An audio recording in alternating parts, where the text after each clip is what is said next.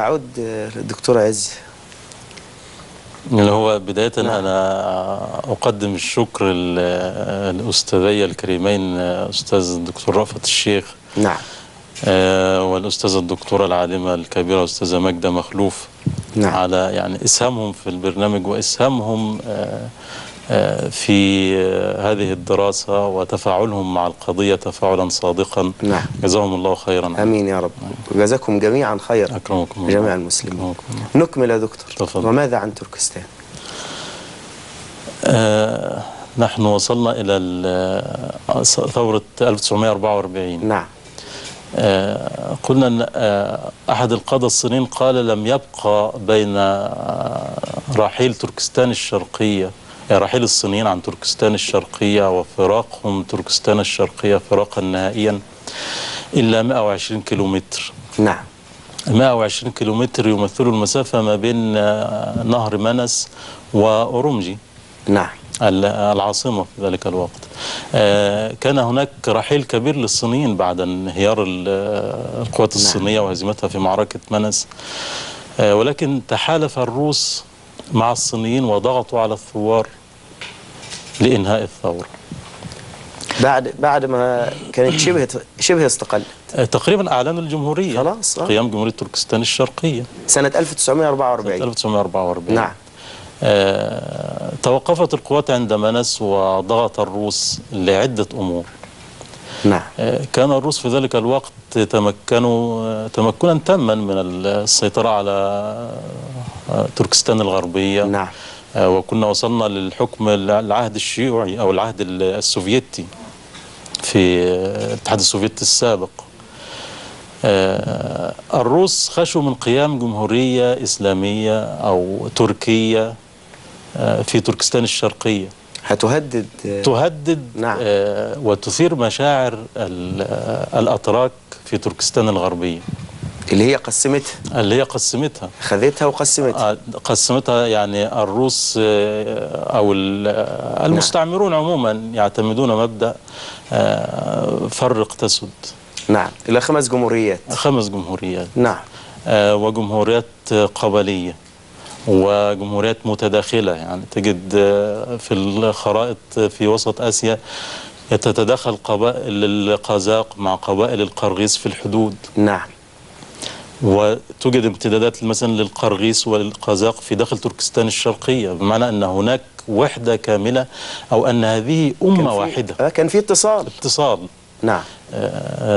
وكذلك الروس خشوا من إقامة هذه الجمهورية، معناه إثارة مشاعر وستكون مشاعر قوية. خشيوا من ذلك، ولذلك أرادوا أن يساعدوا الصين في أن يحتلوها مرة أخرى. نأخذ هذا الفاصل لأذان العشاء ثم نعود إن شاء الله تعالى. وصلى الله وسلم وبارك على النبي محمد وآله وصحبه وسلم، وسلام الله عليكم إلى أن نعود إن شاء الله.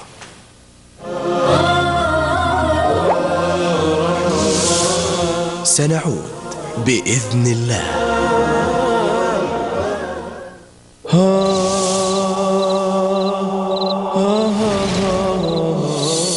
حان الآن موعد صلاة العشاء. يا رحيما بعبادي.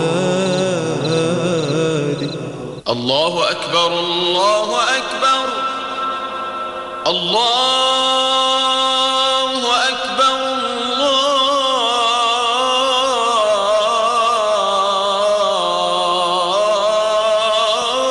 الله أكبر. الحمد لله والصلاة والسلام على رسول الله صلى الله عليه وعلى آله وصحبه وسلم، وبعد. صمد الشعب التركستاني ووقف أمام الصين، وبدأ يتحرك الشيخ علي خان، ودخلوا على كشغر، ودخلوا على الغولجا، وما بقي للصين إلا ما يقرب من 120 كيلو فقط. لكن أرادت روسيا من الصين ما نسمعه من الدكتور. تفضل يا دكتور. ضغطت روسيا على القادة التركستانيين في ذلك الوقت لإيقاف القتال. نعم. وتوقف القتال في توقيت حاسم. بمعنى هناك انهيار للمقاومة الصينية وانسحاب ورحيل من تركستان الشرقية. توقفت الحرب في هذه الفترة. ضغط الروس لبدء مفاوضات سلام مع الصينيين، وبالفعل حدثت مفاوضات سلام وأسفرت عن منح تركستان الشرقية حكما ذاتيا، وشكلت حكومة تركستانية ترأسها أولا حاكم صيني، ثم ترأسها بعد ذلك دكتور مسعود صبري أحد الزعماء التركستانيين، والسيد عيسى يوسف البتيكين، والسيد محمد أمين بوغر. نعم. استمرت هذه الحكومة حتى العام 47، وبعد ذلك أعيد تشكيل الحكومة مرة أخرى.